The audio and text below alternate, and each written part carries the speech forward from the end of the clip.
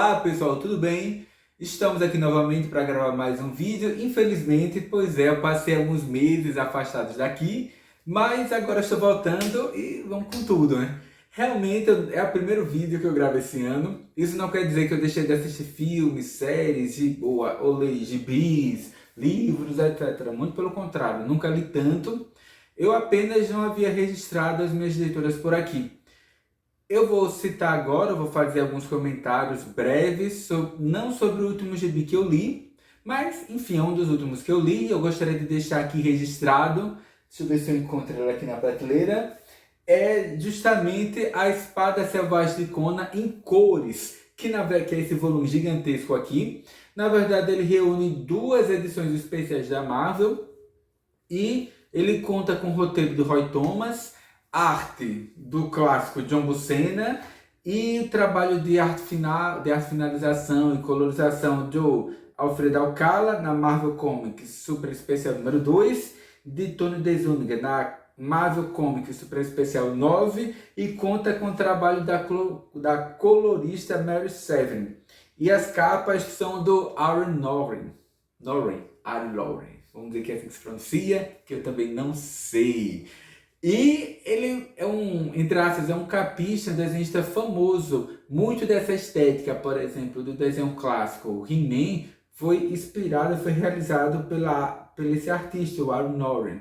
Por isso, entre aspas, que o Conan tem esse aspecto muito parecido com o He-Man, ou vice-versa. Porque, se não me engano, o que haviam planejado eram bonecos do filme do Conan o Bárbaro, mas eu acho que o filme ficou excessivamente violento. Se percebeu que não era um produto voltado para o público infantil, então abandonaram a ideia de realizarem um boneco, um conjunto de bonecos do Conan e aproveitaram o formato dos bonecos e fizeram o He-Man. Tanto é o He-Man do desenho é muito parecido com o Conan, né, do Arnold Schwarzenegger. Porque justamente, originalmente a pretensão era fazer bonecos do filme e do personagem.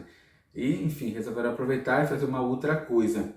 Enfim, e essa coleção aqui, como já deu para perceber, ela reúne duas edições especiais, que são, na verdade, enfim, né, são duas edições especiais da Conan que trazem, entre aspas, histórias da Espada Selvagem de Conan em cores.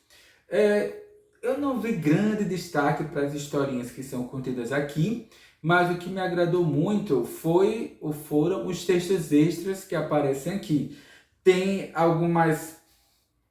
um texto introdutório gigante do Roy Thomas, falando sobre esse processo de aquisição dos direitos autorais do Conan pela Marvel para a produção das histórias em quadrinhos, que ele foi o principal responsável por isso, porque parece que a história é a seguinte: numa das cartas enviadas para a seção de cartas, né, de uma das edições da Marvel, vários fãs comentaram, né, por que a Marvel não compra os direitos autorais do Conan para fazer uma adaptação? E parece que o Roy Thomas, o que ele conhecia do Conan eram algumas capas para livros, né, de bolsos do Conan realizado pelo... Cadê? De algumas edições realizadas, entre aspas, para capas de livros do Conan, né, do Frank Frazetta. E ele não tinha parado ainda para ler as histórias. E quando ele leu, ele percebeu que era uma coisa, entre aspas, um pouco mais adulta do que a Marvel estava habituada a produzir. E ele tem a pretensão de convidar o John Buscema para ser o desenhista, mas pelo custo dos direitos autorais, os responsáveis pela editora não permitiram, jogaram ali um desenhista mais jovem, mas não menos talentoso, e daí, enfim, o resto é história. Então tem esse texto longo do Roy Thomas descrevendo essa relação do Conan com a Marvel e vice-versa. Tem, em traças, um novo mapa, assim, novo velho, porque são histórias do início dos anos 70, mas a gente tem um mapa novo para Ereboriana, que está aqui em cores, porque na verdade a história do Conan ela é ambientada algo em torno de isso que eles chamam de Ereboriana, que é quando o personagem vive, ambientado ali mais ou menos uns 12 mil anos atrás, um pouco antes, né? Pelo que dá para perceber, antes do que a gente chama de história, muito antes do que a gente chama de história, e repetindo a história ambientada nessa ilha iboriana que se passa um pouco depois que, entre aspas, os mares tragaram a Atlântida. Tem um preâmbulo que é espetacular, que veio da literatura e que aparece em várias dessas histórias do Conan, que ela diz o seguinte: saiba, ó príncipe, que entre os anos quando os mares engoliram a Atlântida e suas cidades reluzentes, e os anos do surgimento dos filhos de Árias, houve uma era inimaginada, na qual reinos esplendorosos se espalharam pelo mundo como mantos azuis sobre as estrelas. Nemédia, Ofir, Britônia, Hiperbórea, Zamora com suas mulheres de cabelos negros e torres de mistérios assombrados por aranhas. Zingara e sua nobreza, Kot, que fazia fronteira com as terras pastoris de Shen, Stygia, com as suas tumbas guardadas por sombras, Hircânia, cujos cavaleiros vestiam aço, seda e ouro. Porém, o reino mais orgulhoso do mundo era Aquilônia, imperando supremo no idílico oeste. Para cá veio Conan, o cimério de cabelos negros, olhar sombrio e espada em punho, um ladrão, saqueador e matador, com gigantescas melancolias e alegrias para esmagar os tronos adornados de joias da terra, com seus pés calçados em sandálias. Na verdade, esse texto aparece na literatura, ele é retomado também no filme, né, do finalzinho ali dos anos 70. Repetindo, o que me agradou mais nesse volume aqui foi um material extra, na verdade, que tem esse, entre aspas, novo mapa da ilha iboriana, pelo menos era novo à época. Tem alguns textos, uma seção, né, de textos chamada Conheça as pessoas por trás de Conan, ou dos autores, dos artistas relacionados com Conan, e são, na verdade, mini biografias sobre o Robert E. Howard, que é o texano, o criador original do personagem, que ele produziu ali em final dos anos 20 e início dos anos 30. Na verdade, ele começou a escrever muito cedo, né? Apenas 16 anos, ele já escrevia e muito. Eu acho que, se não me engano, ele morreu com 29, com 30 anos, ele morreu muito cedo, de uma forma trágica. Para mim, o melhor personagem dele não é o Conan, apesar de ser mais famoso. Eu prefiro outros, né? Como o Brock McMonaghy, que é o último rei dos Pictos, né? O Solomon Kane, a Sonja e outros. Aí, repetindo, aí fala sobre o Robert E. Howard, sobre o Roy Thomas, sobre o John Buscema, sobre o Alfredo Alcala, né, que é o filipino, a Mary Severin, e tem um texto gigantesco falando sobre os bastidores e a pré-produção do filme Conan. Pois é, porque as histórias compiladas aqui nesse volume são de meados dos anos 70, antes do filme Conan estrelar. Então ele fala sobre os preparativos para o filme, para os atores, para os possíveis diretores do filme, sobre, entre aspas, qual ator seria escalado para interpretar Conan, que eles já especulavam que seria o Arnold Schwarzenegger. O Roy Thomas, ele comenta que ele foi contratado para escrever a quinta versão da sequência do filme Conan Bárbaro, que é Conan Destruidor, e ele, assim, de uma forma bem humorada, ele diz logo que eu não sou responsável pelo resultado final do filme. O que já dá a entender que mesmo ele não achou que seria um filme, que foi um filme assim tão bom.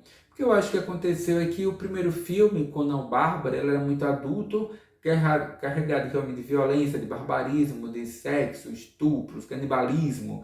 E o filme fez sucesso, então vamos fazer um segundo, um pouco mais leve, para atrair um público maior, né, dos adolescentes, das crianças. Então vamos simplificar a trama, menos violência, mais humor, tornar uma coisa, entre aspas, mais palatável, uma coisa mais família, para atrair um público maior. E, enfim, o resultado está aí há mais de 40 anos. Quem quiser conferir, vá lá, não é só conta e risco. Enfim, apesar de eu já assistir várias vezes esse filme, mas Conan Bárbaro é impressionante como filme.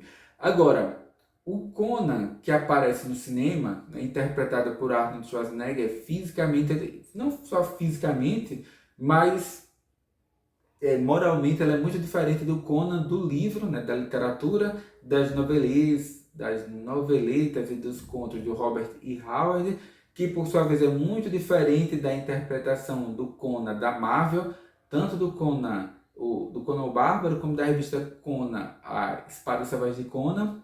Enfim, são versões diferentes do mesmo personagem, mas, enfim, é o que eu prefiro da literatura mesmo, do Robert E. Howard, porque na literatura o Conan aparece em traços com uma forma de crítica ao estilo, ao modo de vida do homem moderno, né? Que o Robert E. Howard faz críticas severas ao modo como as pessoas levam a vida atualmente. Enfim, mas vocês perguntam, vale a pena o livro? Eu acho que a revista, aliás, eu acho que vale mais apenas pelos materiais extras que ele traz, né? Sobre entrevistas, comentários ou textos do Roy Thomas, que eu acho que são imprescindíveis para a gente conhecer um pouco sobre o personagem propriamente dito, né? Conan, e sobre os bastidores. Mas se você nunca leu nada do Conan, eu acho que não seria interessante começar por aqui. Eu acho que tem coisas que são mais interessantes e que valeria a pena conhecer. Porque na verdade eu achei esse volume muito caro, né? Assim, pelo volume de histórias, pelo tamanho. Porque, na verdade, atualmente eu estou comprando tudo do Conan. Já completei a coleção da Espada Selvagem de Conan, que começou sendo publicada hoje pela Salvat e terminou aqui pela editora Panini. Tenho, em traços, a coleção dos ônibus de Conan o Bárbaro, que eu acho que já está no volume, vai estar no volume 6. Só comprei até o terceiro, daqui a pouco eu compro os outros. Aí tem o Conan da editora Dark Horse, que aqui no Brasil é publicado pela editora Mitos. Ainda vai sair o volume 6. Eu já fiz a leitura aqui dos 5 primeiros volumes. Tem o Conan da literatura, que é pela editora Pipoca Nanquim, são 3 volumes. Tem uns volumes gigantescos do Conan, que eu só comprei um, que ele mostra a ascensão de Conan até o trono da Aquilônia. Tem as versões últimas de Conan, o Bárbaro, da Espada Selvagem de Conan, da editora Marvel, que eu não li a última edição ainda. Tem um volume ali que eu ainda não li. Enfim, e tem também o Conan da editora Glenar, que atualmente saíram 3 volumes, eu só li o primeiro, falta ler os 2 primeiros, os 2 segundos, né? O segundo e o terceiro. E faltava esse daqui para completar a coleção, por isso que eu comprei.